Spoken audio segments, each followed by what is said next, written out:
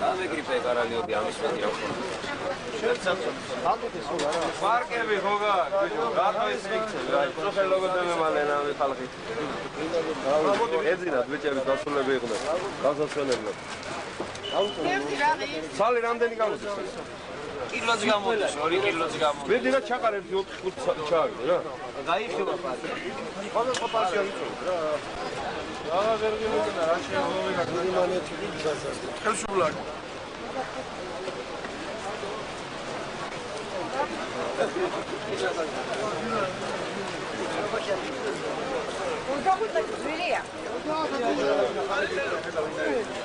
Ariel, emotriani bijo video qvas moqanis pelikulitina. Ona gamochda. გაგოდებს მაინც არ გამომწევი, შუქი იქ არ ამოვდა.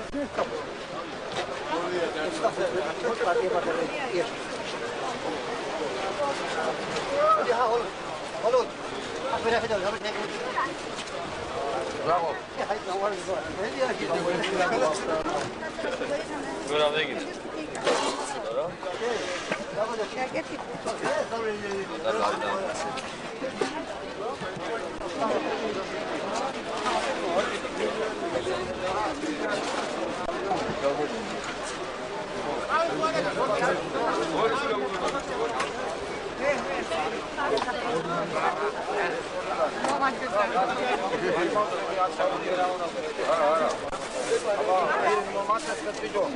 Atışauri binler.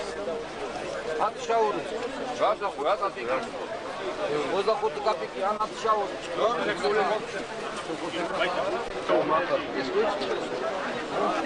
Ara gaz vati kapiki.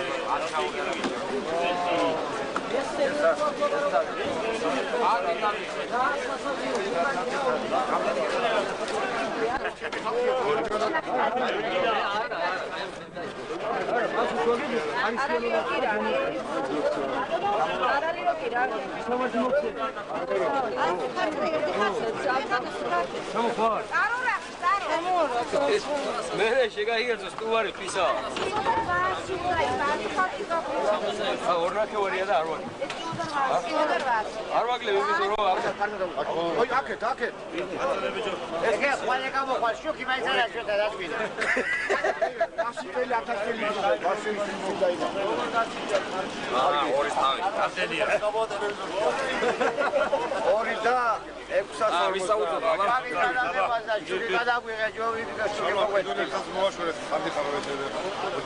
არგია. სადარი ვალოდია? ვალოდია, დაიჭირა ბეხებში. არგია, არა უცე. ახე. ახე, გამოჩი თავი ცოტა გარე. ემაგ, კარგად ჩადაიღო. ასია, ეროდვასილი. ვარე და სახი. ეს დათოლობი. ვედა ხალეს ვიცი. სამი დათოლობიძეს ხედავთ ახლა თქვენ ხალხო ეკრანზე. ერთ ახალციხეს ორს ლაგოდეხელს. ამაზე სირაფლა ვაკლა. აი ეს გახლა უბრალოდ დათოლობიძე. ორი არის. აუ ის დიპლომატ რა განანება გაუ.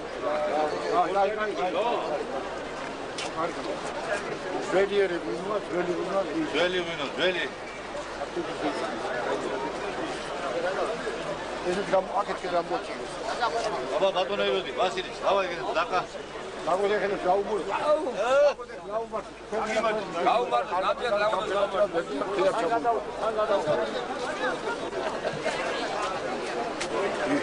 არგი. ეს დოგმებსაც გადაუვი. არ ვეძავანებ თან. შემჭამე.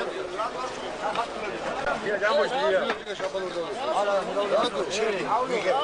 მიხედე. მიხედე კაცო. არა, მჭრირო. არა, ეგრო გიჭირავს ხაში გახსენდა. ვარიანტია. გახსენდი რა არის კაცო, მოვიდა იქ. გახსენდი გახსენდა ხარი კაცო. კარგად გადაგმო და გებრიელად. გაიგე, თორე ლაგოდებს არდებენ ახო.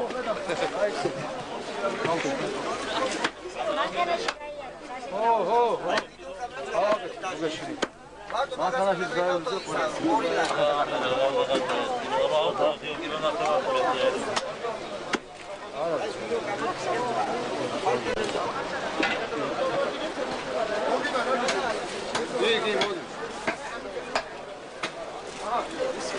დაბლა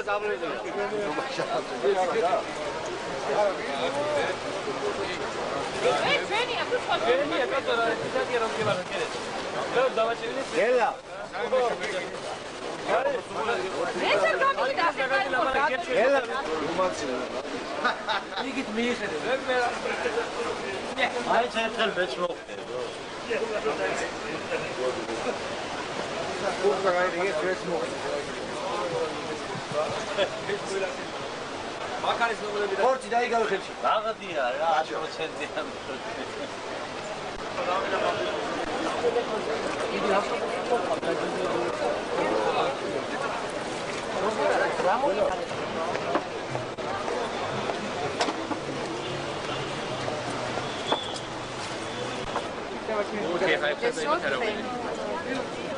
ექვსი და 30 საათი იყო. აშკარ.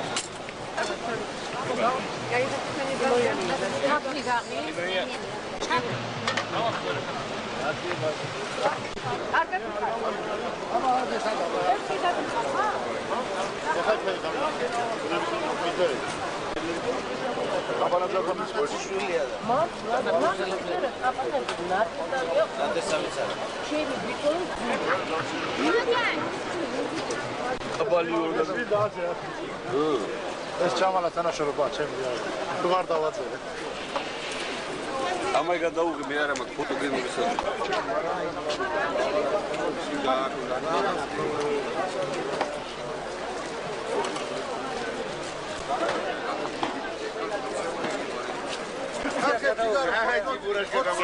გეხარდება. ბაიცა.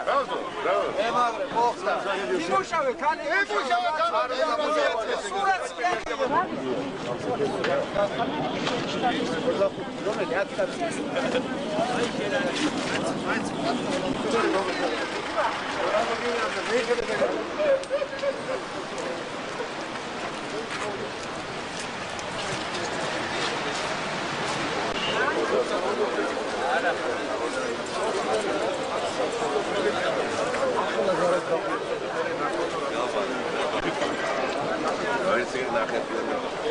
Iman ari gadar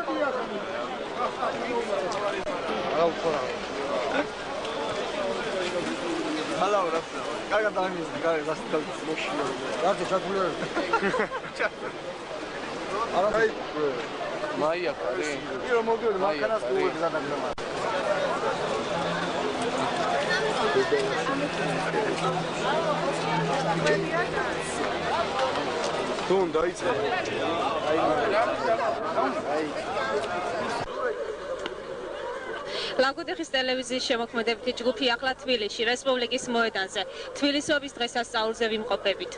ზოგი რამ თბილისის დაარსების ისტორიიდან. ლეგენდის მიხედვით ადრე თბილისის ტერიტორია ტყით ყოფილა დაფარული. საქართველოს მეფეს ვახტანგ გორგასალს ნადირობის დროს შველი დაუჭრია. შველი თბილწყაროში განბანილა და განკურნებული გაქცევია მონადირეებს. თბილისწყლის სამკურნალო თვისებებისა და ადგილის ხელსაყრელი მდებარეობის გამო მეფეს ტყე გაუკაფავს და მის ადგილზე ქალაქი გაუშენებია. თბილისი თბილი მინერალური წყაროების გამო უწოდეს ქალაქს. დიახ, ვახტანგ გორგასალმა თბილისი აღადგინა და გააშენა. ამიტომ აიგი მიჩნეული თბილისის დამაარსებლად. ხოლო მისმა მემკვიდრემ დაჩი პირველმა უჯარმელმა კი დაასრულა ქალაქის ზღუდე გალავნის აგება და მამის ანდერძის თანახმად სატახტო ქალაქი მცხეთიდან თბილისში გადმოიტანა.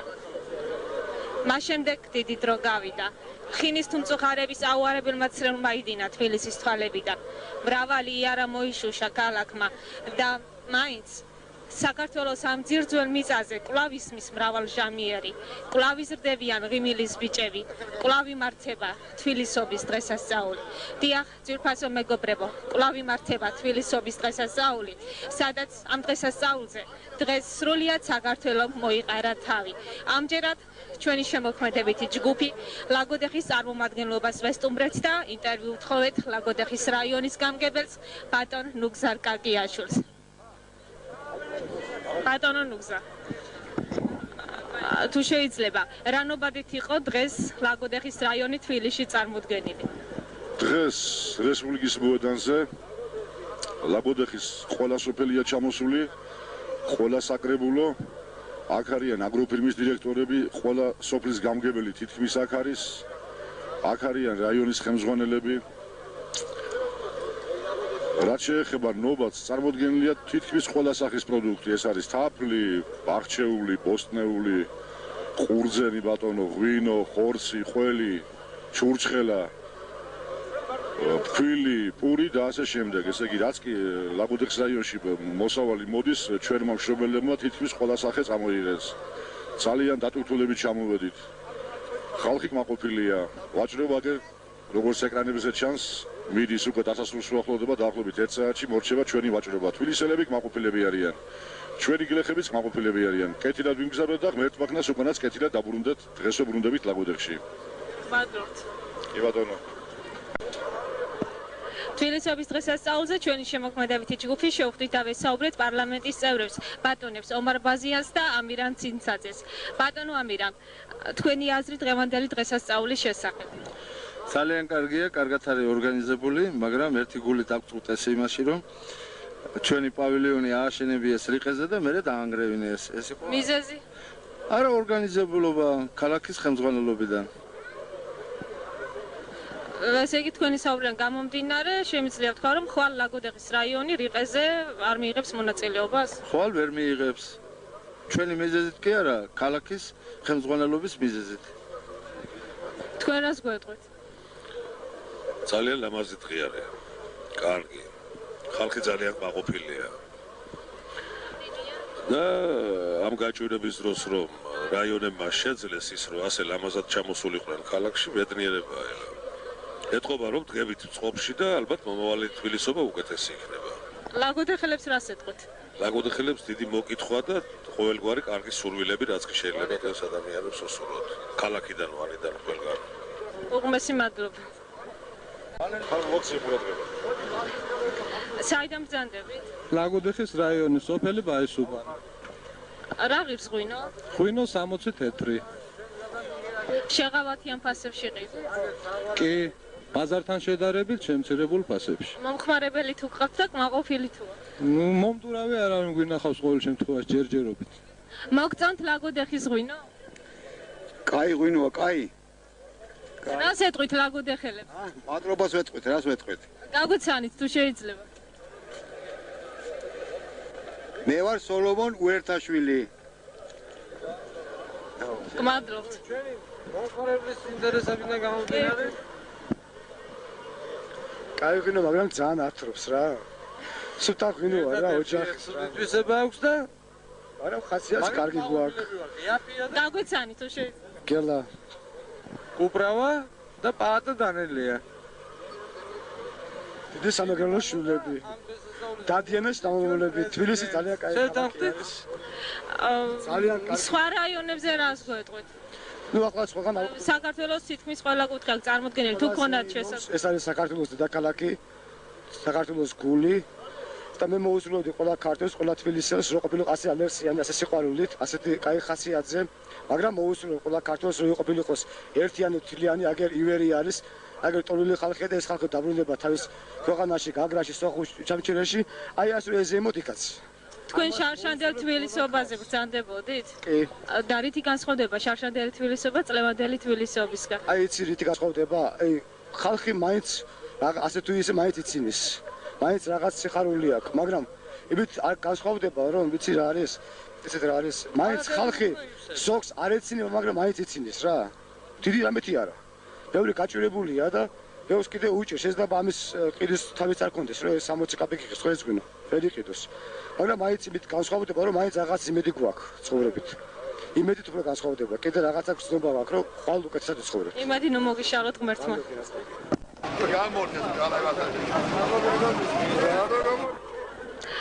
გაგვეცანით. ლაგოდეხის რაიკოპედალევის სასოფლო მაღაზიის გამყიდველი. როგორც ხედავთ, ფქვილს ყიდით. რამდენად ყიდით ერთ ტომარაფქვილს? 1 კილოს უბრალოდ. კილოგრამს ყიდით 44 თეთრად. და ეს ვისი ფქვილია? სადაა დაფქული? კავშირის ფქვილია, სტორის კომბინატში დაფქვილი. სტორის კომბინატში. მომხმარებელი თუ ყავ? არა უშავდა, გავყიდეთ ნაწილი კიდე გვაქვს, აი თვითონ ხედავთ გასაყიდი და მე მგონი გავყიდეთ სულაც არის მოტანილი რა. რა ხარისხისაა ეს ფქვილი? ფქვილი არის მეორე ხარისხის. მადლობთ. გაგვეცან. არიელ ჭუპურიძე. ლაგოდეხის რაიონის სოფელ ელიანი. თქვენ რას ყიდით? ყურძენს. რამდენად? 35-ად. მომხმარებელი თუ ყავთ? ევრი 7 ტონა გავყიდე უკვე. მომხმარებლის აზრი საინტერესოა ტელემაყურებლებისთვის. მე ვყიდე. მსახიობი კაცი ვარ აგერ. გაგვეცანით? ოთარი ცერცვაძე ოპერაში ვარ აგერ და მოვდივარ ახლა და მითხეს თანაც მეგვარე გამოჩნდა და თანაც 35 კაპიკი 30 კაპიკად რამდენიც და წაიღებოდა. რადგან ხელოვანი კაცი ბრძანდებით, მინდა ვისარგებლო და გკითხოთ, თქვენი აზრი დღევანდელ ქართულ ხელოვნებაზე. ნუ ახლა რა ვქნა? მე ვერაფერს ვერ გეტყვი მაგას. რატო? არის ჩემზე ცოტა დიდები არიან და იმენა. თქვენი აზრი გითხარ? ჩემი აზრი მე რასაც მეტყვი იმას ვაკეთებ. გაგვეცანი.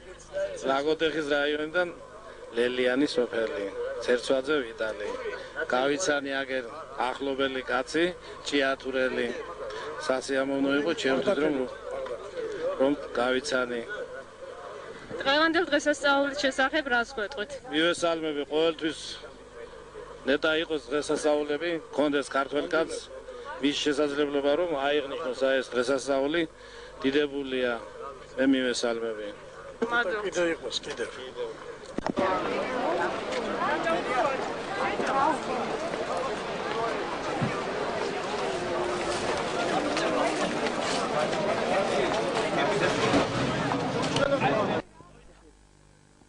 ყიდით? ვიცეს ხეს ყიდით, დიახ. რამდენად ყიდით? 80 კაპიკად. ეს შეღავათიანი ფასია? კი, შეღავათიანი. საერთოდ რა ღირს მიწის? მაინც ნახევარი. მომხმარებელი ყავთ? მომხმარებელი, როგორ მომხმარებელი? კი, მყავს 6-7 მეშუკი გავყიდე. 80-70 კაპიკად და მაყოფილები წავიდნენ სულ. დიახ. რას ეტყვით თქვენ სოფლელებს დღევანდელი დღესასწაულის შესახებ? მე ჩემს სოფლელებს გერა ჯერ ჩემ უფროსებს მადლობას გადავხდი რომ ეს ამბავი გააკეთეს. მე კიდე სოფლელებმა რომ გამოგვაცილეს და ჩამოვით აქამდე კარგად ჩავალთ. ეს ჩვენი გამგებლის ეს ხის არის რა ქვია, როიტყვიან მოწოდინება, იქიდან წამოსვლა და მადლობას მოვხდით ყველგან. მადლობთ საუბრისთვის. კარგად იყავით.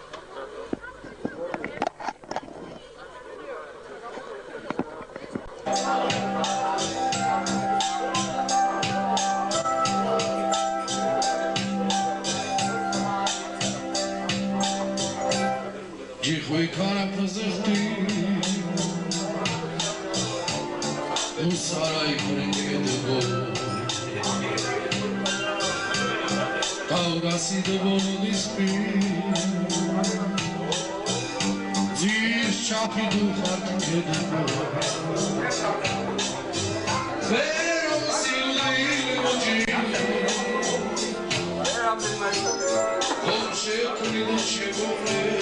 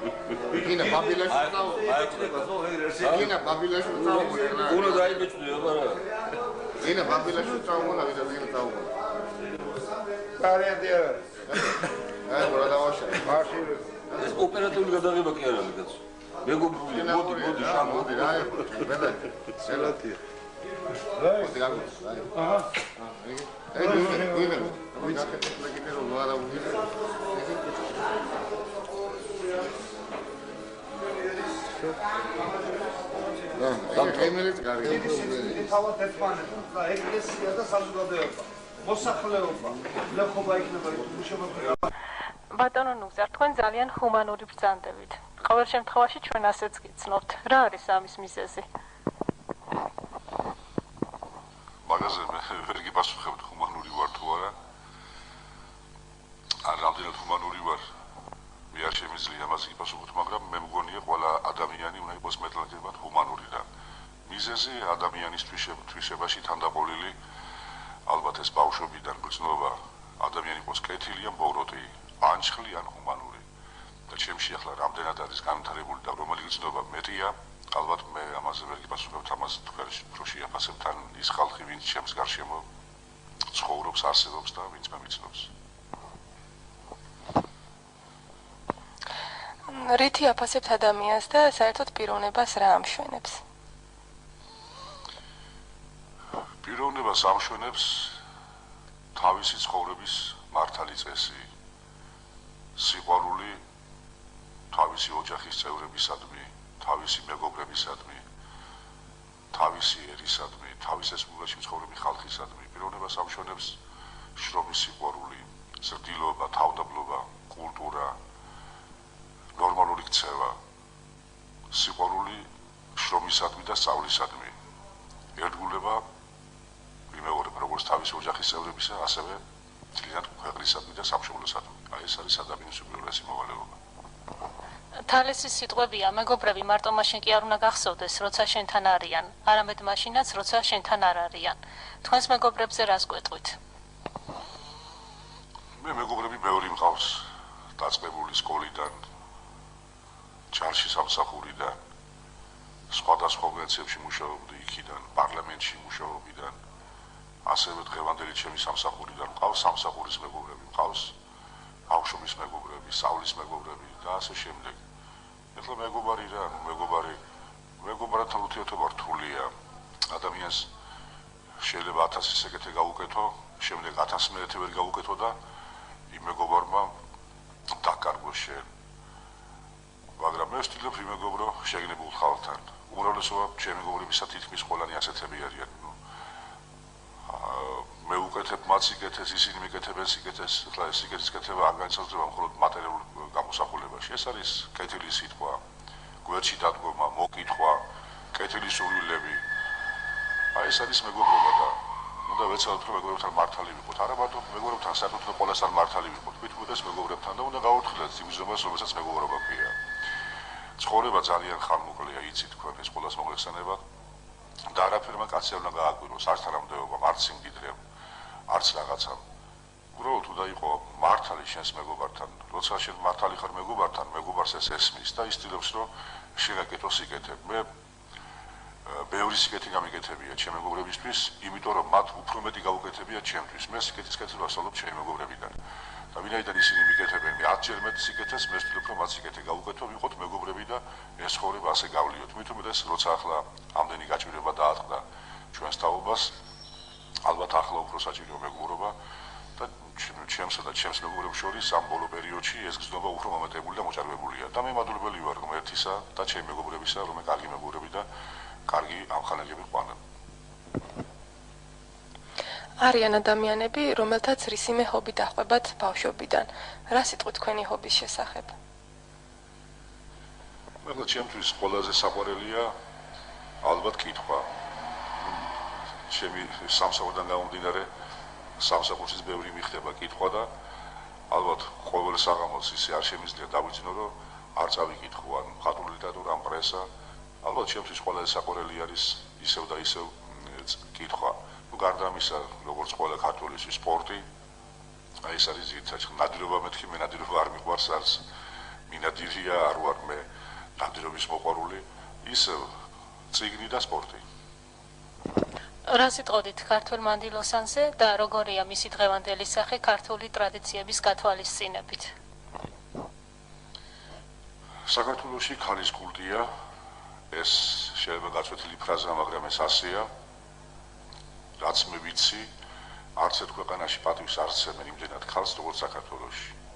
რაც შეეხება დღევანდელ ქალს, დღევანდელი ქალები, ალბათ აი ამ საუკუნეში, ამ საუკუნის აი ამ მონაკვეთში 90-იან წლების მონაკვეთში შევლენ იმ ნიშნით, რომ მათ არანაკლებ რო ითქვა ხოლმე ვაჟკაცურად, მართლაც ვაჟკაცურად კაცების მხარ და კაცების დონეზე გადაიტანეს ის გაჭირვება და შეიძლება უფრო მეტიც, იმიტომ რომ აი დღეს მე თუ ვიტყვი დაუშვებულ პერიოდში, როცა არ არის სიტყვა, არ არის ხელისყალი, ისინი ზამთარ ზაფხულს შრომობენ როგორც ოჯახში, ასევე ოჯახს გარეთ. ახლა მაგალითად ჩემი მეუღლე ორ სკოლაში მუშაობს, ასწავლის უცხო ენას. ასევე თავის დავაცხადია, თავის სამსახურს ოჯახში მე ხორში ვასრულებ მის მოვალეობას, არა საყოველთაოდ პირობის გათვალისწინებით ასრულებს ასევე ოჯახის დამდენად დავურთულდა ძალიან ჩვენს ქალებს ცხოვრება. რაც შეეხება ქალიშვილებს, ჩვენს ახალგაზრდა თაობას, ჩვენ შვილებს, ჩვენს დებს, ანალოგიურად მათ ალბათ მოაკლდათ ის სიტყვა და ის კომფორტი, რომელიც იყო დაუშვათ 10, 15, 20 წლის წინ. გაჭირვებულ პერიოდში უხდებათ მათ სწავლაც, მუშაობაც, ცხოვრებაც. ალბათ ნაკლები დრო რჩებათ სიყვარულისათვისაც, მაგრამ მე მინდა რომ ახალგაზრდობა უფრო ადვილად ეგუება აი ამ სირთულეებს და მე მინდა რომ თქვენი თაობა ახალგაზრდა გოგონებს უფრო მეტი უყვარდეთ, მეტი სიყვარული და სიტყვა გქონდეთ გულში, იმიტომ რომ თუ არ იქნა სიყვარული, არ შეიქმნება ახალი ოჯახი. თუ არ შეიქმნა ახალი ოჯახი ბედნიერი, მაშინ არ იქნება მოვალე თაობა. თუ არ იქნება მოვალე თაობა, მაშინ დაღუპულა და დაქცეულა საქართველო. ამიტომ ქალმა ალბათ ყველა კაცი ვარდებული ვართ უზარმაზარი მადლობა მოუხატოთ ჩვენს დედებს, ჩვენს მეუღლებს, ჩვენ შვილებს, ჩვენს დებს, რომლებმაც კიდევ მეორე ვაჟკაცურად გადაიტანეს ეს გაჭირვება და უნდა ეცადოთ რომ ასეც არის ამაზე 2000 არასოდეს მე მზამს რომ ის უზარმაზარი სიყვარული, რომელიც მათ გააჩნიათ ოჯახის მიმართ, ხალხის დერის მიმართ, უნდა შეინარჩუნონ. აი ეს არის ალბათ ჩემი სურვილი ჩვენი ქართველი ქალებისადმი. ძნელად იპოვით ადამიანს, რომელიც დროის უკმარისობას არ უჩიოდეს. თქვენ ხართ რაიონის გამგებელი, ამავე დროს ოჯახის მამაც. რას გვეტყვით თქვენი ოჯახის შესახებ? ოჯახში თქვენს მეუღლეზეა მხოლოდ შვილების აღზრდა დამოკიდებული, როგორც ეს კავკასიური წესით არის მიღებული.